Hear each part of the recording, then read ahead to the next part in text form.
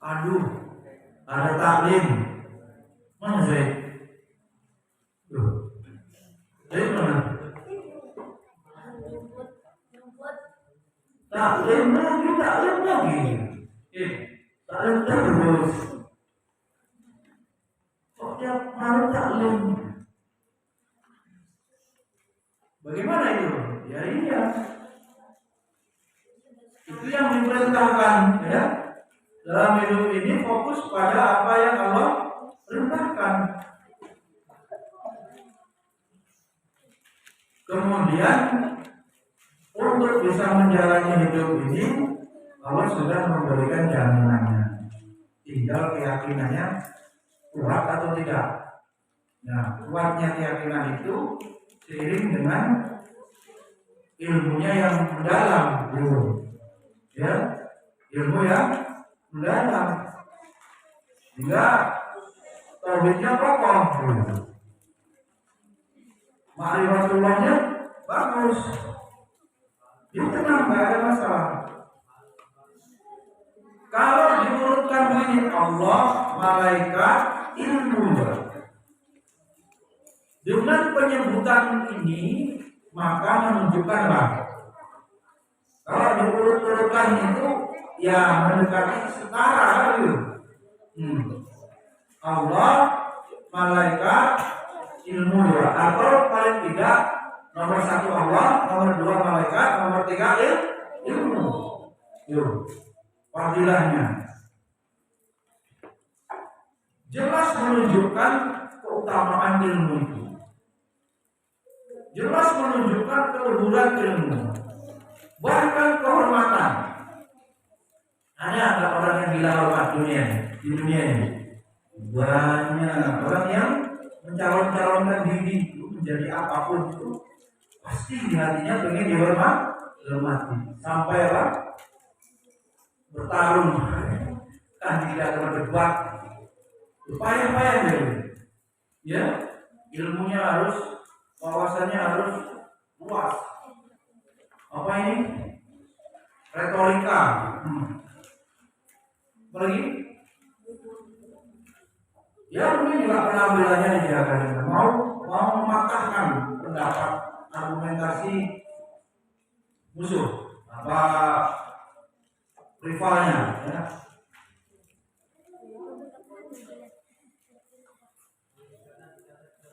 Maka dari ayat ini berubah para santri.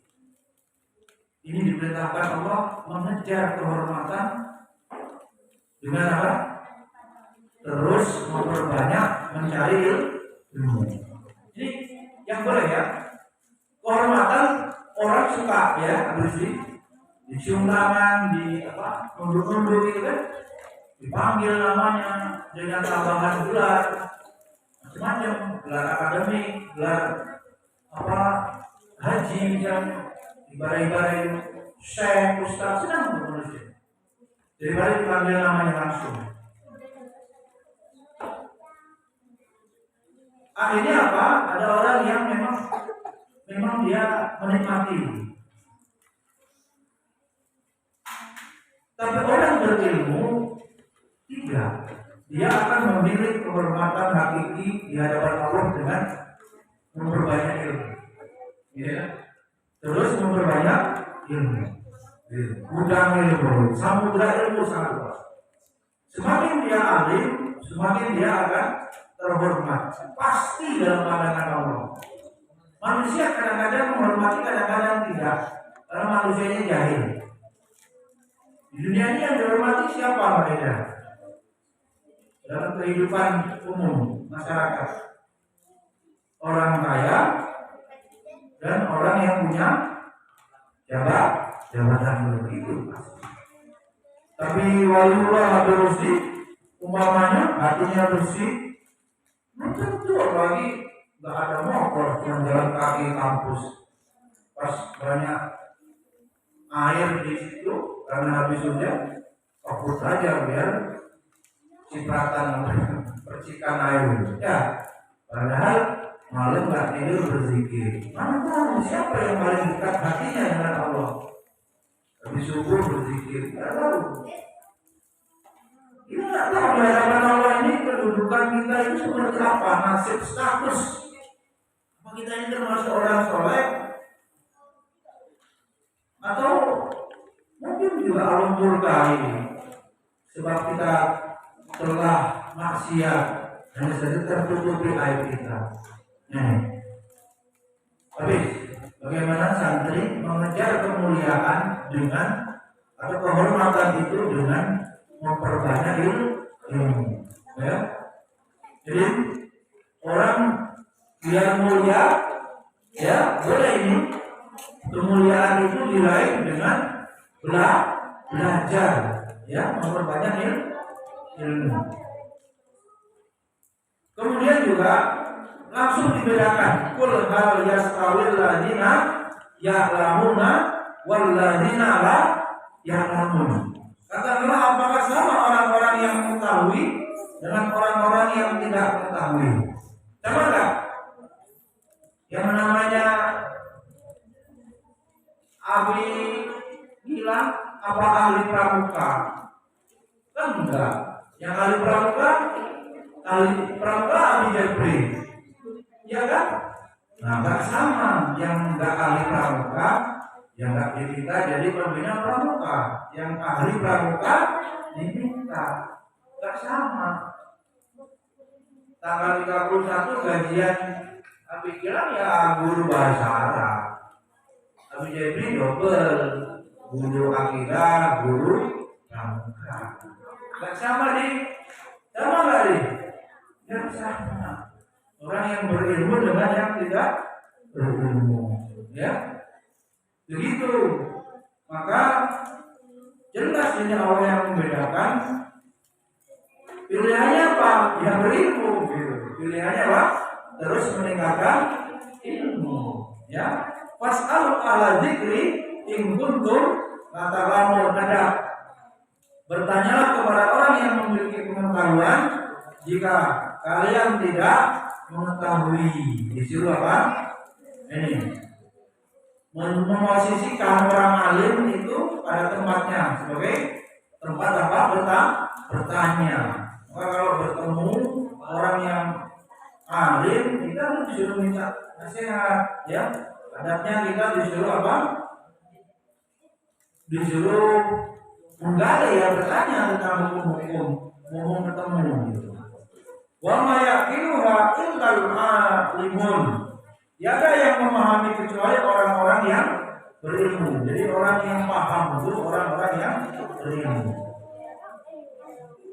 Bal huwa ayatun bayyinatun fi suduri allazi utul ilma. Sebenarnya Al-Qur'an itu adalah ayat-ayat yang nyata di dalam dada orang-orang yang diberi ilmu. Perhatikan. Yang benar juga tidur. Al-Quran itu adalah ayat-ayat nyata yang ada di dalam dada orang-orang yang berilmu. Nih, antum semua double nih. Sudah belajar ilmu, terus pula menghafal Al-Quran, coba lengkap loh, ya.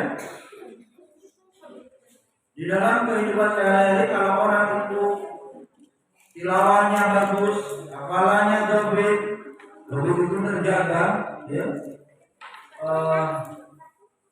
dia akan ditunjuk menjadi pemimpin sholat, gitu ya. Pahala dia paling besar, ya.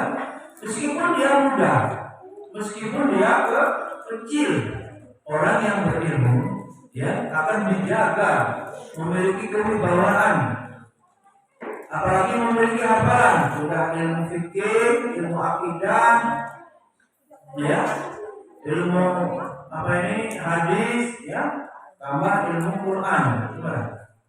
Orang itu apa? Akan tua atau menjadi syekh walaupun dia masih muda. Jadi bisa orang itu lantaran ilmu itu mulia, kemudian orang itu memiliki ilmu, maka dia itu mulia, terikut. Termasuk guru itu begitu, guru itu dimuliakan, ilmu lantaran dia guru itu memiliki ilmu kemuliaan dan dimiliki oleh gurunya ikut dimuliakan. Bahkan sampai kalau punya anak juga bisa anak dari guru itu ikut termuliakan. Lantaran ilmu, lantaran bapaknya yang, lantaran ibunya yang alim. Ada yang kemudian berikutnya beliau ya Ibnu Jamal di sini menerangkan faedah Qur'aniyah al-ulama hum khairul bariyah. Tadi faedah Qur'ani, ulama adalah manusia terbaik. Ya. Khairul bariyah. Tuh, dalam surat apa itu? Al-Bayyinah, khairul bariyah. Orang yang innama yakhshallaha min ibadihil ulama. Ini ukurannya. Dalam taklim-taklim yang lalu pernah tersampaikan, kita bahas mengapa orang berilmu itu kemudian ya ditinggikan derajatnya, di antaranya kalau dia paling beradab kepada Allah. Apa bentuknya? Khasyatullah. Dia paling takut kepada Allah. Kenapa orang berilmu dimuliakan?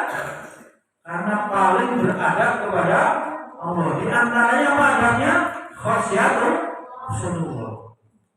Ya, sekaligus takwa itu nanti kemudian ukurannya seberapa takut seseorang itu kepada Allah. Ya, jadi ini ilmu dibagi-bagi ya, atau malah ribut. Berarti nggak takut sama Allah.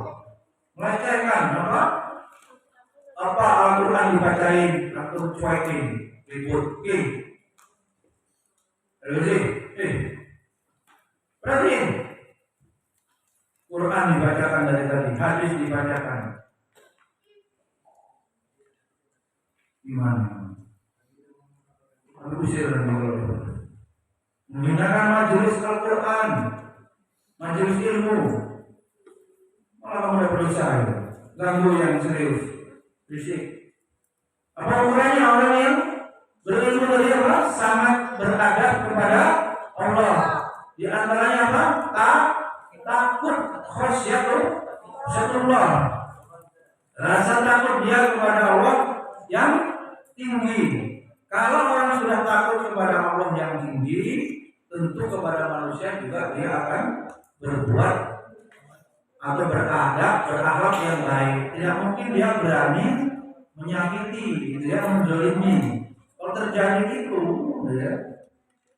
dia juga sadar, ya orang yang dizalimi itu mungkin tidak melawan, tapi dia bisa mengadu kepada Rohnya, ya Allah Subhanahu Wa Taala terhadap kezalimannya. Jadi, bagi doanya orang yang dizalimi apa? Makbul, jadi ya. Sungguhnya yang takut kepada Allah di antara hamba-hambanya hanya para ulama. Ada itu profesor yang lantang di ILC itu kan, namanya Sahir Sapi bilang orang bangsa lain pada maju, orang Indonesia tidak maju-maju. Orang Indonesia itu Tuhan pun tidak ditakuti, apalagi selain itu. Ya, buktinya apa? Dengan banyaknya kriminalitas, dengan banyaknya pemungkaran, Tuhan saja tidak ditakuti, apalagi peraturan sekolah, peraturan pemerintah lebih tidak dianggap lagi. Nah, surat Al-Bayyinah tadi ya, innal ladzina amanu wa amilus sholihati ulaika hum khairul bariyah. Faedahnya ya, orang yang terbaik itu yang alim. Jazaa'uhum inda rabbihim jannatu 'adnin tajri min tahtiha al-anhar khalidina fiha abada radhiyallahu. Nah itu cukup ridha Allah, cukup ridha Rasul. Makanya itu rumus bahagia doanya dibaca apa? Raditu billah. Nah, wabil Islam ini wabil Muhammad Nabiya Rasulullah. Itu sudah dibacakan, sudah termasuk teks doa yang rutin dibaca santri. Termasuk juga dikembangkan apa kita itu ridho kepada Allah. Gimana maksudnya ridho kepada Allah? Belum tentu. Setiap kita protes takdir yang Allah tetapkan, kita itu nggak ridho maknanya. Ya, pokoknya kalau sudah malam apa? Muhasabah pada isya ya, sebelum tidur. Apa isinya hati kita harus meridho terhadap apa yang Allah tetapkan pada hari itu ya, yang sudah misalnya nanti malam ya, dari subuh tadi bangun sampai nanti menjelang tidur, apa saja yang kita terima atau yang kita alami itu belum tentu kita ridho ya terhadap yang Allah tetapkan. Ya kalau itu kemudian terus menerus ya terjadi, mau ngatur Allah ya, mau memaksakan. Nah, di antaranya kajian dalam kitab Al-Hikam itu berisi yang membuat keluar itu karena kita punya mau, gitu. Bukan mengikuti maunya Allah. Tentu itu pembicaraannya pada Isa ya. Kalau pagi kita disuruh berikhtiar, tidak boleh apa? Berpangku tangan, tidak ada rencana, nggak boleh. Karena ada ayat yang memerintahkan fantasiru bil ardi. Kita pahami. Kalau sudah sholat, pada ketika sholat itu fantasiru bil ardi, berarti sesudah ibadah subuh fantasiru. Apalagi Rasul kemudian memberkahi, mendoakan orang Islam yang bekerja sejak pada subuh. Allahumma barik li ummati fi bukuriha. Ya Allah, berikanlah keberkahan kepada umatku yang berpagi-pagi. Nah, itu juga ditambah lagi apa ajaran Jawa ya, jangan sampai bangunnya kalah dengan ayam gitu ya. Nah, filosofinya harus ya. Bahkan ada orang-orang itu mungkin ada yang pernah ikut di Jakarta, di Bogor, memulai kehidupan itu jam 3 gitu. Mana bisa dari Bogor ke Jakarta jam 3 sholat itu di terminal kereta, sebab pengen kantornya jam 7 sudah masuk setengah 8. Dan bisa dia sholat di kereta, di stasiun, udah berangkat, udah mulai kehidupan ya. Dan pulangnya sampai rumah maghrib juga ya. Dari kantor jam 4 jam 7 ya. Punya saudara yang di Bekasi juga begitu, kerja di Jakarta. Kemudian di kita masih nggak macet-macet amat ya. Atau ini apa? Mereka kalau kerjanya juga di sini harus di rumahnya di sini, kerjanya juga di sini kan gitu kan. Kalau sholat di sini, kamar rumahnya di sini, bisa terlambat kan? Gue di rumah aku juga mau sholat kan? Ya. Ada yang ngomong coba kita ini diridhoi Allah atau tidak, termasuk juga apa kita ridho terhadap Allah. Sebenarnya kalau kita gak ridho itu nggak masuk akal. Kita memperoleh nikmat dari mana? Dari Allah. Kita gunakan seluruh nikmat itu belum tentu untuk taat, bermaksiat dengan modal nikmat dari Allah. Kan masuk akal. Ya cuma karena Allah itu Rahman Rahim ya, nggak pendendam gitu. Kalau manusia boleh langsung diembargo gitu, udah stop napasnya, udah nggak usah kasih bantuan gitu. Karena dia nggak taat. Tapi kalau Allah nggak, ditundanya. Mana tahu ditambahkan umur biar bertobat, ya. Nah, seperti itu kasih sayang Allah. Nah, apabila kita memahami itu, maka malu, ya. Termasuk yang mungkin apa ini? Keadaan sulit. Ada yang punya beban apa ini? Sulit. Biar dia orang punya duit. Ya, punya duit kan nih? Tanggal 31 belum besok habis duit. Ada beban, kepayahan. Kok sampai kufur nikmat bayar? Ya, masih banyak nikmat yang Allah berikan. Kenapa tidak seperti tidak ada? Seperti tidak ada. Seperti Allah itu nggak pernah memberi apa-apa. Termasuk juga agak-agak disesuaikan ya. Ya, berdoa kepada Allah itu terlalu banyak gitu. Itu juga kadang-kadang membuktikan kita itu tidak bersyukur. Jadi mau minta apa lagi gitu. Sudah kayak proposal doanya. Kami banyaknya. Yang dimaksud di sini bukan tak boleh berdoa, tapi ingat-ingat yang sudah diberikan Allah. Ya kan? Kayak tidak pernah diberi apa-apa. Ini orang kalau diberi uang sama orang, sama manusia, gimana itu? Diingat betul loh kan? Gak ada sebab loh, hadiah gitu. Tahu Abi bilang dikasih uang sama Mbak siapa ya? Nyayang itu siapa nih? Mbak Sari. Gimana benar? Diingat terus gak? Diingat terus lah, gak mungkin ya. Cobalah Allah tidak berhenti memberi nikmat. Apa yang gak Allah berikan? Ya. Apa yang gak Allah berikan?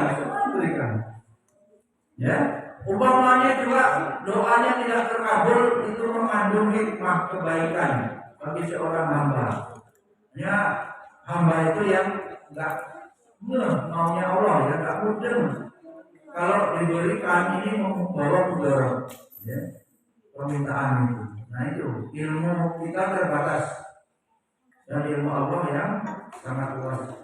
Wallahu ya'lamu wa antum la ta'lamun. Itu kita kedepankan husnuzan. Kalau kita berdoa tidak dikabulkan. Itu dalam bentuk hikmah yang lain, dalam bentuk pengabulan yang lain, tetap ya ulama mengatakan sesungguhnya dikabulkan, tapi dalam bentuk penjagaan yang Allah berikan, ya, dengan doa itu. Kemudian dari kedua ayat ini, surat Al-Fatir tadi ayat 28 dan Al-Bayyinah ayat 7 sampai 8, ayat dari kedua ayat ini ulama menjelaskan bahwa orang yang paling takut kepada Allah dan orang yang takut kepada Allah adalah termasuk khairul bariyah, ya, khairul bariyah, manusia yang terbaik, ya. Oleh karena itu dapat disimpulkan bahwa ulama, ya bang, manusia terbaik adalah ulama. Manusia terbaik adalah ulama. Bukan gelar-gelar buatan manusia ya, tapi gelar yang Allah berikan. Memiliki status khairul bariyah. Jadi khairul bariyah itu siapa maksudnya? Ulama. Rizki, khairul bariyah dalam surat Al-Bayyinah itu siapa maksudnya? Ulama. Kapan? Muter aja. Siapa khairul bariyah? Ulama. Ini kapan? Zaini, indah, perhiasan yang mulia, ya. Apa khairul bariyah? Gak tahu. Ulama tulis. Khairul bariyah adalah ulama, manusia terbaik. Baik, selesai. Berikutnya beberapa hadis ya, tentang ba'dul ahadis fi fadlil ilmi wa ahlihi. Beberapa hadis tentang keutamaan ilmu dan orang yang berilmu. Ada yang Allah mayyuridillahu bihi khairan yufaqihu fid din. Jadi ya, anak-anak ini udah pagi siang sore kata baruan jadi ya, ngomongin untuk cinta ilmu ya. Bahwa ilmu itu udah gudangnya lah di pondok ini, kita keluar hadis, kita keluar lah ayat pelajaran agama banyak tuh. Tapi hati-hati kalau sudah dikatakanlah obral istilahnya, kok nggak ada keinginan gitu, hati-hati.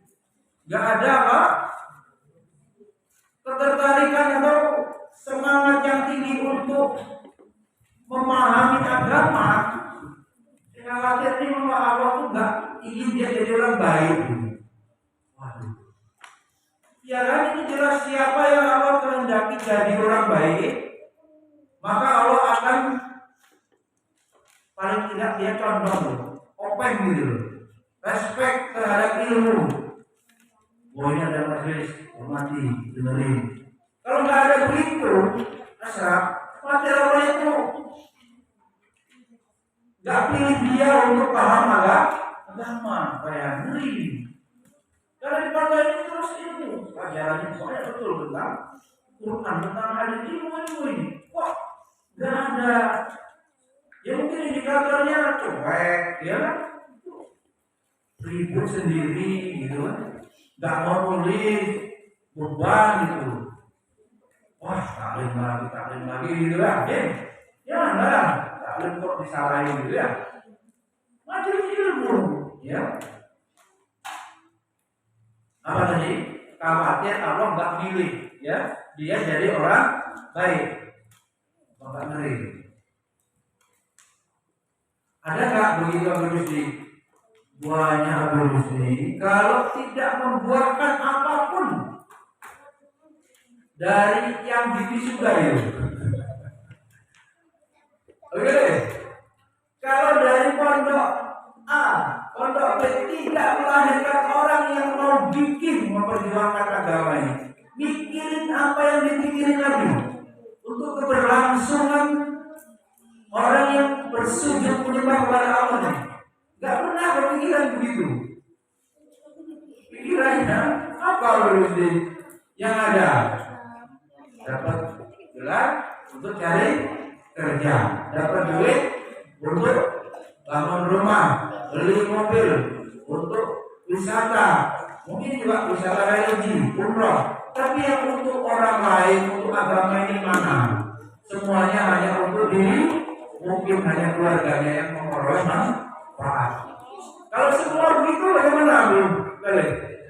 Apalagi antum memakan uang rakyat, menerima beasiswa dari pajak-pajak semua yang diminta oleh pemerintah. Masuklah APBN 2000 triliun. Salah satunya masuk ke ini anggaran pendidikan. 20% berapa itu? Sudah direalisasi yang belum. Masuk ke kantong-kantong, mengalir darah uang rakyat. Setelah itu apa loh yang bisa diberikan untuk bangsa akhirat? Setelah diri sendiri lulus tepat waktu, ya kalau tepat, belum tentu juga tepat. Kadang habis duitnya untuk anarkis juga nggak beres. Untuk beli HP, untuk beli ini, bukan untuk kuliahnya ya. HP dosennya sama HP anak mahasiswa bagus, anak mahasiswa jojoklah beasiswa, jojoklah minta orang tua.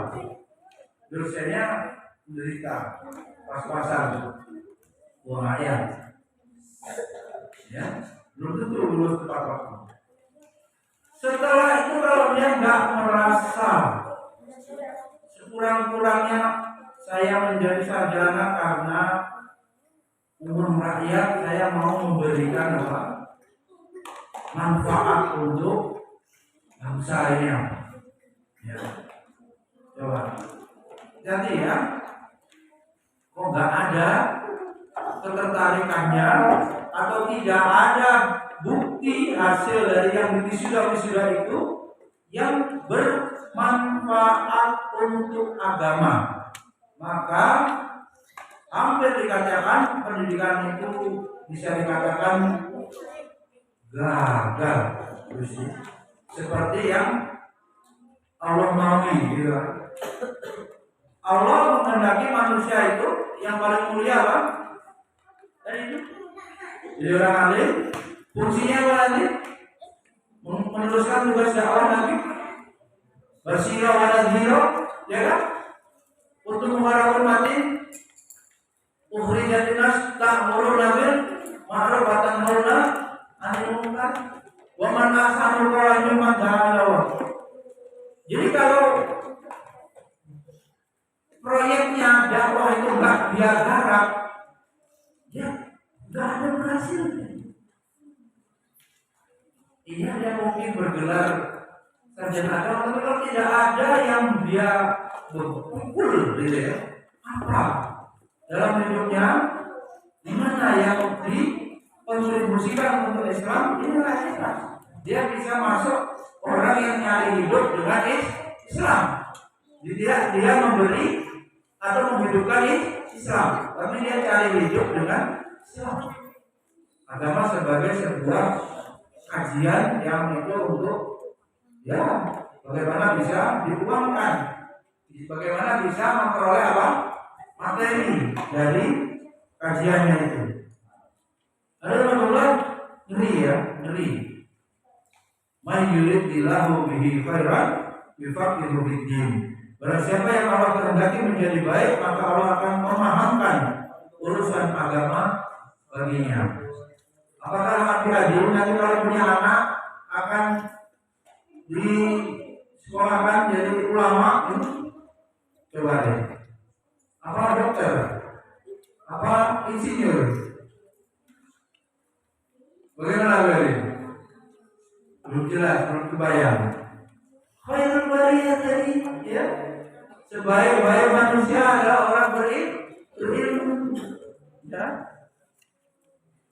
Kemudian ulama pada satu bangsa tadi ya, di awal-awal ya. Nabi tidak mewariskan dinar dirham, tapi Nabi mewariskan ilmu. Ya, betul.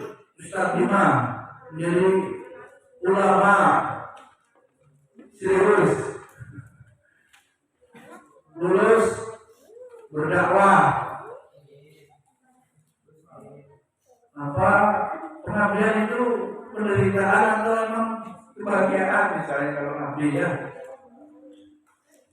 Ada malah cukuplah bagimu derajat ini sebagai kemuliaan. Al-ulama warasatul anbiya. Jadi pikirannya itu gimana anak saya meneruskan, mewarisi Nabi. Jadi ulama gitu, bukan bergelar apapun gitu. Kan otomatis gelarnya tinggi, imannya tinggi, takwanya tinggi, takutnya tinggi, tidak otomatis. Jadi cukuplah bagimu menjadi orang yang berilmu, menjadi ulama. Bahkan boleh dibanggakan ini, kalau tidak berlebihan ya. Kalau boleh berbangga ini anaknya nambah hafalan, harusnya lebih bahagia. Anaknya nambah khatam kitab ilmu, kitab fikih atau kitab hadis, kitab sirah, tambah bahagia daripada anaknya khatam atau tamat pada pelajaran yang lain. Kenapa terus agama kesannya yang matematika IPA menambah tidak penting? Adab kepada ilmu harus ilmu yang fardu ain dulu bagi manusia. Kerja ya, Pak Ayu. Adabnya bagaimana? Ilmu yang fardu ain terlebih dahulu. Dan itu sulit apa mudah? mengkondisikan anak-anak supaya mau berdakwah pada akhirnya nanti, atau cinta kepada ilmu agama? Sulit atau mudah? Hah? Sangat sulit. Sampai ada lembaga yang memberikan gratis sebagai rayuan supaya apa? Mau mempelajari agama. Tuh kan? Ya kan, banyak sekali kalau sudah ada kemampuan diberikan apa? Beasiswa. Apa di Libya enggak? Ya jelas kan, di Libya enggak bayar kan? Mesir enggak bayar. Supaya orang mau berminat mendalami agama. Tapi sebegitunya. Itu memang cara Allah menjaga agama ya. Atau juga bisa dilihat yang mondok-mondok ini apakah nanti semua mau jadi ustaz? Ya. Yang mau jadi kiai, bilang apakah semua santriatul nanti jadi kiai? Senang bahasa Arab? Enggak mesti, belum tentu. Iya kan? Berarti menunjukkan apa? Sulit kan? Sudah didesain diomongin. Kalau begitu gimana Pak Ayu? Yang urusan selain agama, nalurinya memang sudah ada, bakatnya, kecenderungannya memang sudah ada. Sedikit saja diarahkan atau mungkin nggak perlu guru BK, sudah pintar sendiri, ya kan? Sudah senang, sudah hobi bisa jadi. Tapi yang agama ini sangat sulit, apalagi mengikhlaskan diri, ya, qanaah dia. Kalau dia biasa dibayar 1 jam 100.000 umpamanya, dia cukupkan kerjanya kalau usah lama-lama, sisa waktunya pengen untuk berdakwah. Kalau sudah jadi orang istilahnya lulus kuliah, sulit. Yang ada tetap aja terus mencari uang, itu susahnya, ya. Tetap aja ingin mengumpulkan pundi-pundi kekayaan. Kaya kan? Apa istilahnya itu, time is money, waktu dan uang. Rugi kalau ngurusin agama. Itu kenyataannya tadi, ya. Atau milih-milih yang bayarannya besar harus di. Saya udah ahli kok, gitu kan? Di sekolah ini dibayar kecil, sekolah ini bayar besar, di masjid ini bayar besar, ya, di masjid ini bayar kecil. Milih yang besar-besar semua. Kalau nggak kayak jual agama, jual ilmu. Padahal umat, ya, menunggu ilmunya, ya. Ini tetap sulit untuk memastikan orang yang mau menuntut ilmu itu fokus pada agama, tetap sulit. Tapi kalau ilmu kan ada tak yang hobi agama gitu, pelajaran agama? Enggak kan, harus hobinya kan pelajaran ini, senang bahasa Inggris, senang matematika, ya, lima senang matematika, nggak suka geografi misalnya. Ada yang senangnya pelajaran apa, ekonomi kan gitu. Tapi agama ini jarang. Oleh karena itu perlu terus disiarkan, didakwahkan supaya ada yang mau mengurusi agama. Kemudian hadis berikutnya, fadlul alimi 'alal 'abid kafadlil 'ala adnakum.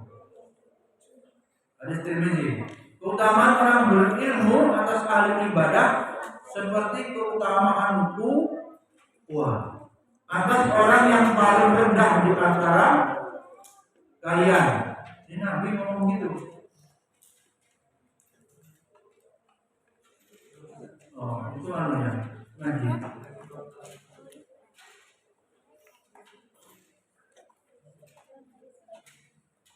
Kata Nabi, perumpamaan orang yang berilmu di antara ahli ibadah seperti apa? Keutamaanku atas orang yang paling rendah. Orang paling bodoh berarti, ya. Kayak begitu. Jadi orang yang berilmu seperti siapa? Nabi.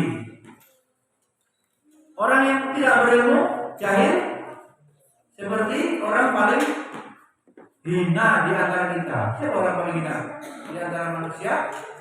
Itulah gambaran yang Nabi berikan kepada orang yang bodoh, tak punya ilmu. Yang punya ilmu seperti apa? Nabi. Itu hadis yang ketiga. Hadis keempat, man salaka tariqan yatlubu fihi ilman salika min tariqan min turuqil jannah. Ya, hadis yang bapak yang begitu, barang siapa meniti jalan untuk menuntut ilmu, maka akan dipermudah baginya jalan ke surga. Wa innal malaikata la tad'u ajnihataha li talibil ilmi.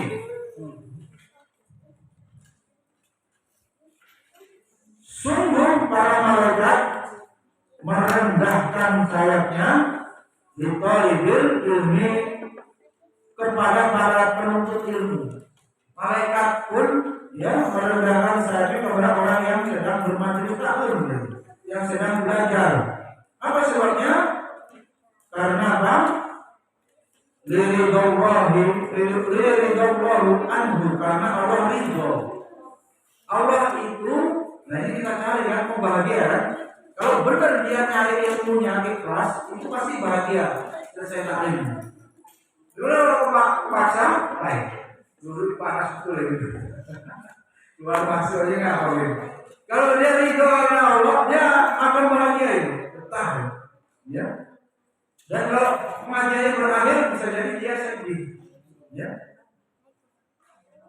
Kemudian orang yang berilmu itu, ya, wa innal alima la yastaghfiru lahu man fis samawati wa man fil ardi. Ya, orang yang berilmu akan dimintakan ampun. Jadi orang yang belajar, yang punya ilmu, orang alim dimintakan ampun hatta hitaru fi jawfi alma. Siapa mintakan ampun? Jangan sendiri, perhatikan. Siapa yang mintakan ampun? Orang yang berilmu, penduduk langit dan bumi, banyak itu makhluk-makhluk Allah itu. Sampai ikan yang ada di laut, ikan di laut banyaknya kayak apa? Semuanya memohonkan ampun untuk orang yang menuntut ilmu.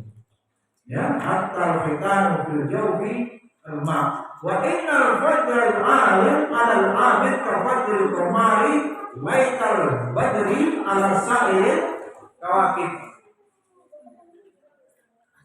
Dan kelebihan atau keutamaan seorang yang alim, ilmunya banyak dibandingkan dengan orang yang ahli ibadah, seperti keutamaan rembulan, bulan purnama atas seluruh bintang, alasail kawakib.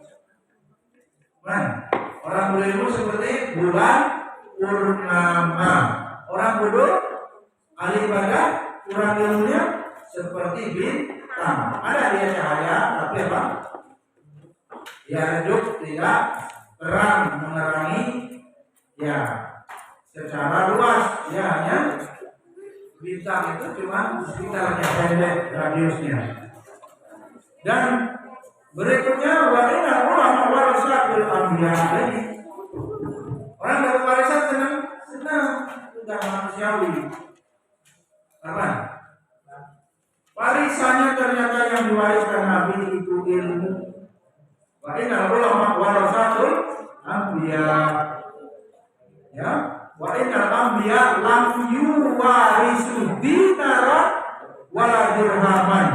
Wa innama warasul ilma faman akhadha bihaqzin wafir. Para ulama adalah pewaris Nabi, sedangkan para nabi tidak mewariskan emas, perak, mereka hanya mewariskan ilmu. Siapa yang mengambil warisan itu berarti dia mengambil warisan yang banyak. Dan salahnya tahulah bahwa tidak ada kedudukan yang lebih tinggi dibandingkan kedudukan yang membuat para malaikat dan makhluk lainnya sibuk doakan, sibuk memohonkan ampun, bahkan membentangkan sayap. Apabila doa orang yang soleh atau orang yang dianggap soleh saja diperebutkan di dunia ini, nah, nyari apa? Nyari apa orang-orang itu? Nyari pertolongan dengan orang yang soleh, minta didoakan terhadap masalah-masalahnya. Terus ini kemana-mana tuh ziarahnya? Di sana mendoakan atau minta didoakan? Kalau mendoakan, kita makomnya orang biasa, yang didoakan katanya wali kan gitu ya. Kalau atau minta didoakan, walinya sudah meninggal secara fisik. Tapi ada yang menafsirkan itu perbedaannya menurut ya. Jangan kamu katakan orang yang sudah meninggal itu meninggal, ya. Sesungguhnya dia masih hidup. Berarti kalau hidup zakun bahkan mendapatkan rezeki. Itu kan samanya tafsirnya. Jadi orang yang ziarah itu menganggap yang meninggal itu masih hidup hakikatnya. Kalau bicara hakikat itu susah. Jadi kalau bilang pendekatan fikih, kalau pendekatan tasawuf akan ketemu.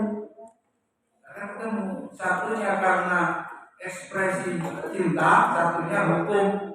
Apalagi pakai hadis. Ulama fikih, ulama hadis pun nggak ketemu. Akan ketemu. Nah ini kalau dibawa ke masyarakat ya ribut, perang ya akhirnya. Jadi pendekatannya beda, ya. Tapi hati-hati kalau pada memutuskan, ya, yang itu bisa, ya, menuhankan, itu mengerikan, atau berdoanya kepada bukan kepada Allah, tapi kepada yang ada di dalam kubur. Ya. Titik apa perbedaannya? Di mana itu? Kalau secara sejarah menghormati jasanya ya sepakat tentu. Mau menyebarkan Islam, kita bisa menemukan Islam dari jasa-jasa para wali itu, ya. Jadi teman-teman, doa orang bersoleh saja diperebutkan, gitu kan konteksnya. Apalagi doanya para malaikat, jelas lebih tinggi makomnya. Ya.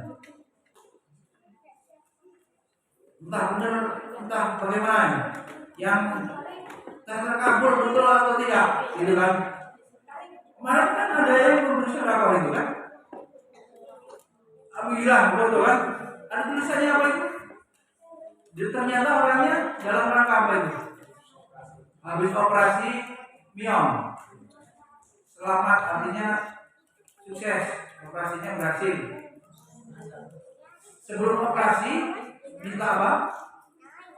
Minta didoakan. Dianggapnya ya, yang urusan agama dianggapnya orang soleh gitu. Jadi dimintai doa. Terus operasinya berjalan lancar, ingin memberi apa? Sedekah. Itu orang soleh yang dianggap, baru dianggap loh, belum tentu asli soleh dalam pandangan Allah, belum tentu dianggap saja. Itu sudah begitu. Apalagi kalau kita karena menuntut ilmu, kita didoakan malaikat, nggak ada dosa. Wayaf alu namayu malun, malaikat itu selalu mengerjakan yang Allah perintahkan, nggak ada batang-batangnya. Malaikat itu kemudian dari cahaya, nggak ada dosa. Dan itu mendoakan kita kalau kita menjadi orang yang ahli ilmu. Nah, berarti apa? Jaminan doa itu kualitasnya ya tentu melebihi kualitas doa orang yang soleh. Ya. Karena itu gampang berarti tinggal ikhlas sungguh-sungguh dalam mencari ilmu. Kita bisa memperoleh doa dari para malaikat. Ditambah lagi doanya hewan-hewan yang ada di langit dan bumi, termasuk ikan yang ada di lautan. Baik. Ada pertanyaan? Jam berapa asalnya? Setengah 4. Ya, boleh. Ada pertanyaan?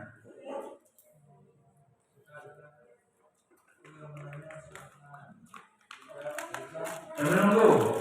Kemudian malaikat membentangkan sayapnya, hadis tadi itu, bagi para pencari ilmu. Malaikat ya merendahkan sayapnya kepada para penuntut ilmu. Maksudnya apa? Salah hadis itu adalah para ulama berbeda pendapat tentang makna para malaikat membentangkan sayap untuk mencari ilmu. Yang pertama, ada yang mengatakan maknanya bahwa mereka merendahkan diri kepadanya. Hal ilmu itu, ya, kalau ilmunya benar, ikhlasnya benar, waroknya benar. Siapa sahabat yang ada orang kesurupan, cukup dibawain sandalnya. Oh, bukan sahabat, ulama Imam Ahmad bin Abu Bakar. Ada dua ya, lima ya. Imam Ahmad sandal, Abu Bakar semua jin, apa ini? Setan, simpangan gak berani. Umar kelewat. Abu Bakar, setan tahu, pergi dia dari jalan lain. Sampai bisa begitu.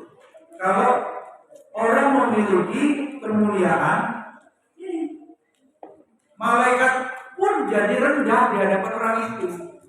Maka setan-setan itu, malaikat aja tunduk gitu kan? Gitu loh.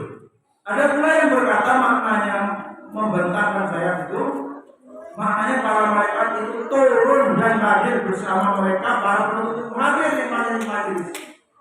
Dinaungi malaikat itu ikut taklim. Bahkan ada pula yang berkata bahwa para malaikat menghormati, memuliakan mereka.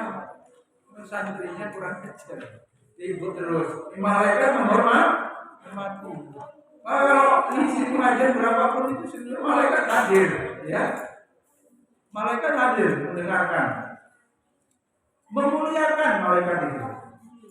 Kemudian pendapat lain mengatakan maknanya adalah malaikat membawa mereka dengan sayapnya untuk membantu orang yang menuntut ilmu meraih apa yang dia inginkan.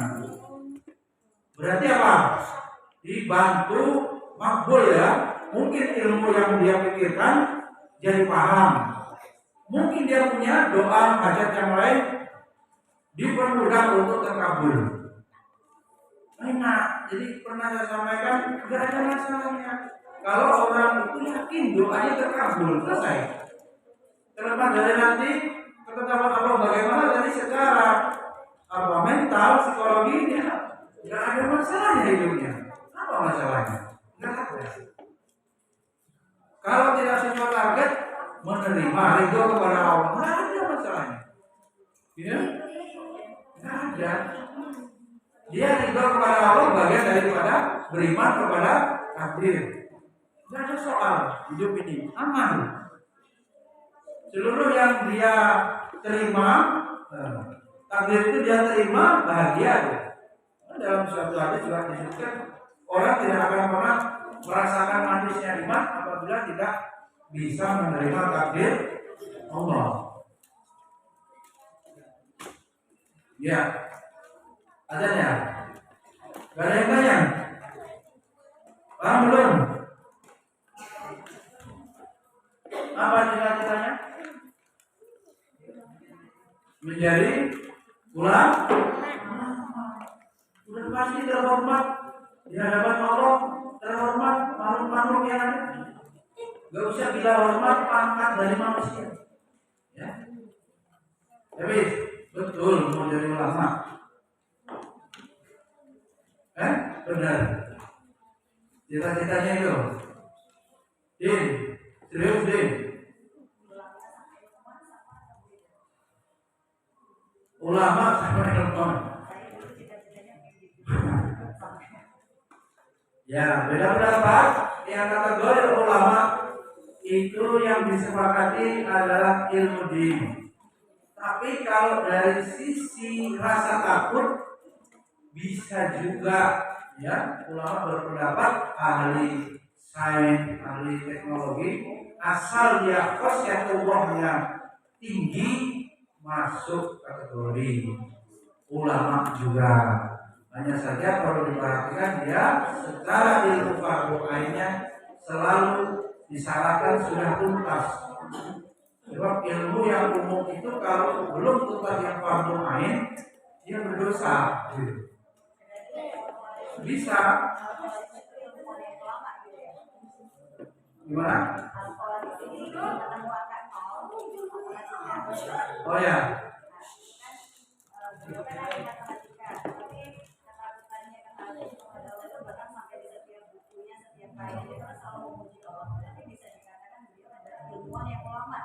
Ya, ulama yang intelektual yang ulama. Yang itu yang ideal terjadi penyatuan, ya. Makanya kalau memungkinkan jauh-jauh itu maunya begitu, integrasi. Jadi kecil sebelum balik tuntasin ilmu yang fardu ain, ulumuddin, baru 15 tahun di sana bisa mendalami ilmu fardu kifayah. Itu bahasanya gitu. Jauh itu kan fardu ain, kemudian ilmu fardu kifayah. Yang kalau mau memikirkan yang ketiga, anak disiapkan apa yang dibutuhkan umat. Gak ada ahli fikih, anak saya belajar jadi ahli fikih, gitu. Masih ada spesifikasi lagi sesuai kebutuhan umat. Jadi anak-anak itu enggak untuk biar ada yang terisi ya, prodi ini dokter laris dari dokter, enggak. Agama butuh SDM bidang apa? Agama kan juga banyak. Yang ahli tauhid, akidah siapa, ahli hadis siapa kan? Yang dimaksud di sini sampai pada makomnya diakui ya, otoritatif secara keilmuan bahkan dunia yang disebut ulama ahli bidang itu dari daerah sini siapa? Kemudian ditanya, saya tadi yang dulu ulama di kampung itu siapa? Ulama yang diakui nasional, kalau nggak bisa internasional. Gimana jawabnya begini? Iya, waktu beliau masih di Miumi 2017. Siapa ulama yang diakui? Baik, waktunya habis, mudah-mudahan bermanfaat. Barakallahu wabarakatuh. Subhanallah ila ila anta, astagfirullah wa atubu ilaik. Assalamualaikum warahmatullahi wabarakatuh.